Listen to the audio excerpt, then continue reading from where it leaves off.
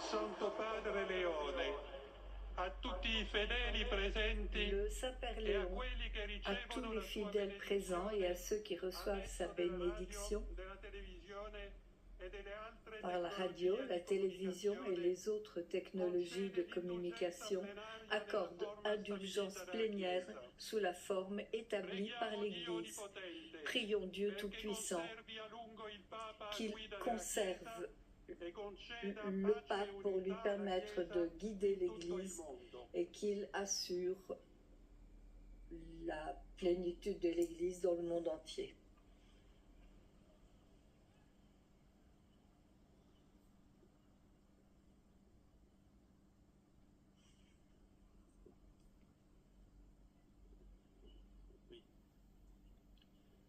Sancti Apostoli Petrus et Paulus, de quorum potestate et auctoritate confidimus, ipsi intercedat pro nobis ad Dominum.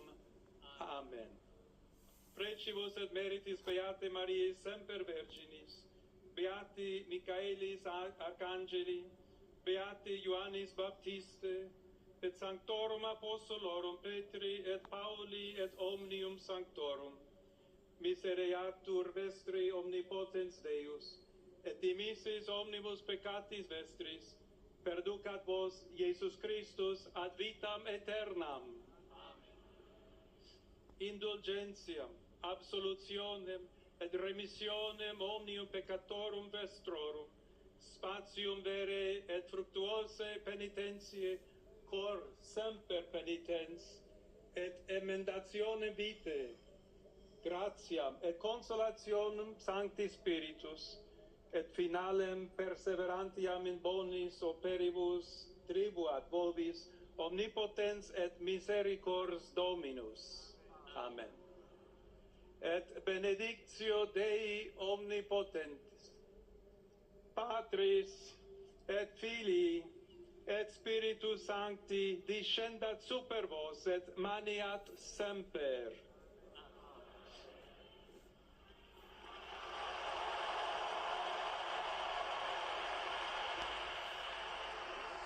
Oui, on va.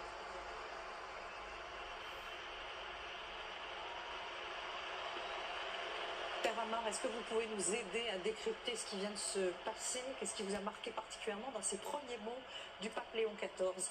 Alors d'abord, ce qu'on vient de vivre, c'est le rite de la bénédiction. C'est ce que fait le prêtre lorsqu'il bénit un mariage, lorsqu'il bénit un baptême. Il prend sa main, il bénit, et bénir, c'est le contraire de maudire. C'est-à-dire qu'on souhaite du bien aux personnes qu'on rencontre. Et donc, grâce à la technique, aux caméras du monde entier, eh bien, le pape bénit Rome, la ville, et puis bénit le monde. Urbi et orbi en latin.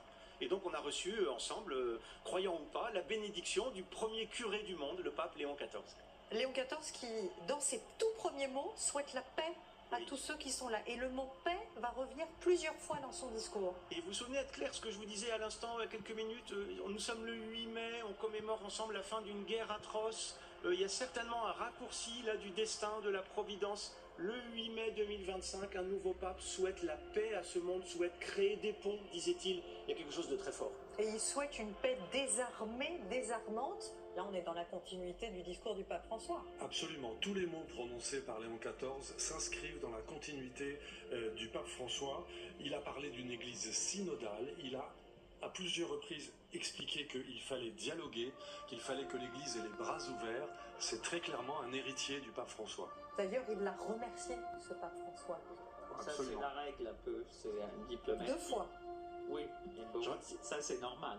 Je retiens avec vous qu'il a parlé italien, puis il a parlé espagnol, il n'a pas parlé anglais.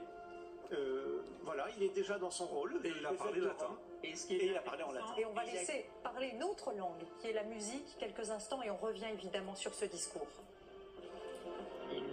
Merci.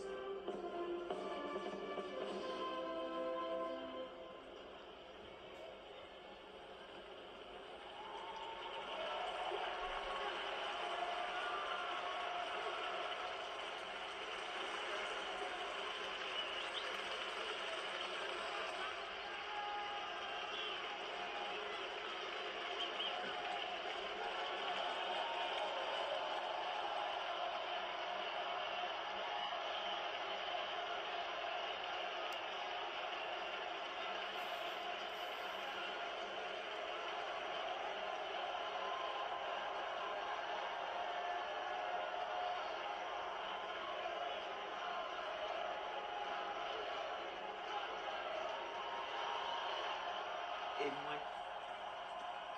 Revenons donc maintenant sur le discours, les premiers mots de ce pape Léon XIV qui vient de quitter le balcon. On le disait, il a prêché une paix désarmée, une paix désarmante. Il s'est aussi exprimé en espagnol et ça c'est très important. Il faut rappeler que c'est au Pérou, quand il était au Pérou lui-même, que le pape François l'avait repéré. Le Pérou, c'est encore l'Amérique latine, hein. Oui, c'est à nouveau l'Amérique latine, et l'Amérique latine, c'est un lieu d'innovation, c'est un lieu de réflexion théologique, c'est aussi un lieu de grande piété populaire, et Léon XIV s'inscrit précisément dans cette lignée-là. C'est vraiment un pont, comme disait le père Amar tout à l'heure. Son père est français, sa mère est italienne, il est lui-même américain, il a vécu son ministère pendant 20 ans en Amérique latine, et il parle de dialogue. C'est un citoyen du monde, en fait. Mais ce qui est intéressant, c'est qu'il était évêque il y a 10 ans. Donc l'accélération du temps, il a été donc nommé évêque quand le pape est allé donc, dans son pays. Il a dû effectivement le repérer. Et 10 ans après, il est pape. C'est-à-dire que c'est une carrière, je sais pas, fulgurante en 10 ans en réalité. Et il a dit par ailleurs que la cléricalisation des femmes ne résout pas.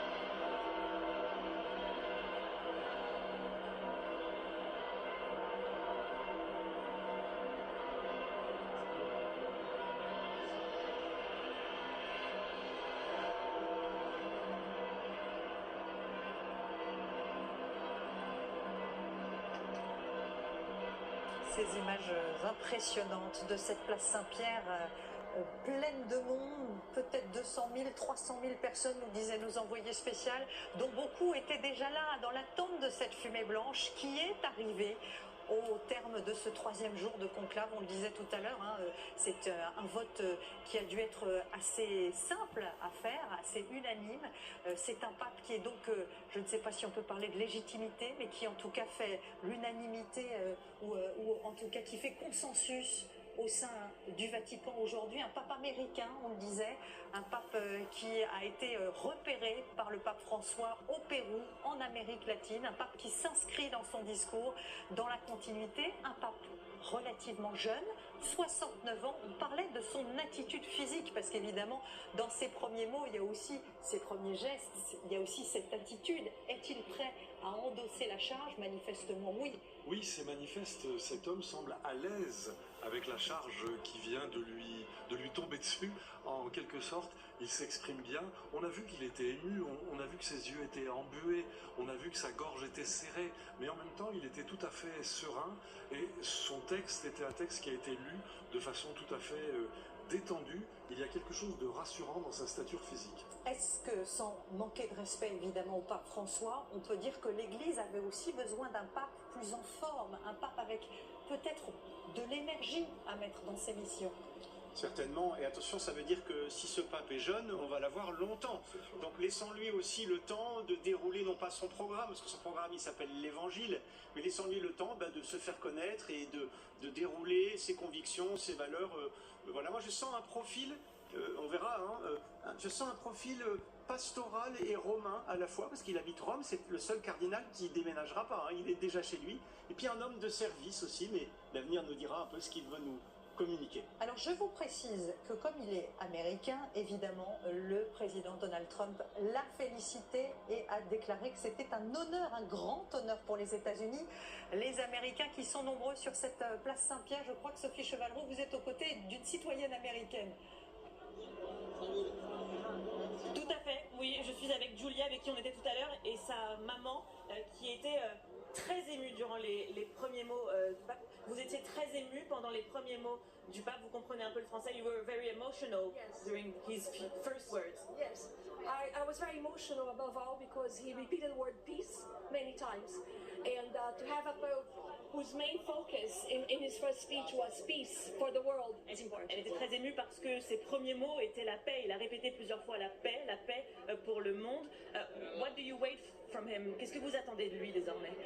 I hope that he will continue the work of Pope Francis, who was a more open-minded pope, and I also hope that he will act on his words and try to bring peace to the world. Elle espère que ce pape va s'inscrire dans la continuité de ce qu'a fait le pape François, qu'il sera aussi ouvert d'esprit comme lui. Was it a surprise that the new pope is American? Est-ce que c'était une surprise de découvrir un pape américain? Yes, indeed it was. I was watching Italian television earlier and I saw that his name was coming up among the top 5. Elle regardait la télévision italienne plus tôt et elle a vu que son nom sortait parmi le top 5 des favoris. Yeah, and but here, when I heard his name, I was very surprised, and there was a priest close by who said, yes, he was an American pope from Boston, yes, and he took the name Leonis XIV. Voilà, elle a appris quelques informations sur lui depuis, et voilà, on sent beaucoup d'émotion chez Isis. On retrouve une autre de nos envoyées spéciales, Margot Haddad. Vous êtes juste à côté de cette place Saint-Pierre avec Étienne Pépin, qui est un fin connaisseur du Vatican. Qu'avez-vous pensé tous les deux de ce premier discours du pape Léon XIV? Un discours pour la paix qui est donc dans la continuité de ce que représentait le pape François, un pape américain mais qui parle aussi aux latino-américains. 2 milliards, plus de 2 milliards de fidèles catholiques aux États-Unis, c'est donc énorme pour ces fidèles qui attendent ici. Étienne Pépin, vous avez vécu ce moment à mes côtés. Il est vrai que ce pape représente quelque chose de particulier pour les milliers de fidèles ici ce soir. Évidemment, c'est un père aux dimensions universelles, un américain, de père français, de mère italienne, qui a vécu au Pérou, qui a été préfet du Dicaster pour les évêques, qui en connaît à travers le monde entier, comme les fidèles qui sont là, place Saint-Pierre ce soir. C'est un père aux dimensions universelles, aux dimensions du monde. Et surtout un message envoyé aux Américains ce soir, pour le monde entier. D'abord, un message pour la paix, c'est ce qu'on a entendu d'abord, cette grande prière pour la paix. Il arrive là, comme pape, dans un monde troublé, bouleversé par la guerre en Ukraine, au Moyen-Orient et partout à travers le monde. Il n'y a jamais eu autant de conflits dans le monde et il a démarré son pontificat par un appel magistral à la paix, le pape Léon XIV. Il va prendre sans doute la suite de Léon XIII, qui était déjà un pape voilà, aux dimensions universelles et voilà, vraiment un pape social. Et bien voilà, c'est ça qu'on va vivre désormais dans l'Église catholique avec Léon XIV, un pape pour la paix. Merci Étienne Pépin. Merci beaucoup Margot. Une autre réaction, le président colombien qui appelle le nouveau pape à défendre les migrants, je cite, humiliés aux États-Unis. On parlait tout à l'heure des propos du pape François face à la politique de Donald Trump qui avait annoncé des expulsions massives. Le pape François qui avait demandé aux fidèles de s'opposer à la politique américaine. D'ailleurs, la Maison-Blanche avait recadré sèchement le pape François. Là, on a un pape américain. Est-ce qu'il va y avoir un message de la part du Vatican sur la question des migrants au président américain? Évidemment, il faut se souvenir de la polémique qui avait eu lieu entre le pape François et le gouvernement américain à propos de la définition du prochain. Le vice-président J.D. Vance avait expliqué que le prochain, c'est celui qui est à côté de moi. C'est ma sœur, ma cousine, ma femme, et puis plus tard, on s'occupera des autres. Le pape François l'avait recadré très précisément en disant, selon l'évangile, le prochain, c'est le plus éloigné. C'est la parabole du bon samaritain. Et là, il y avait une controverse qui était très très forte.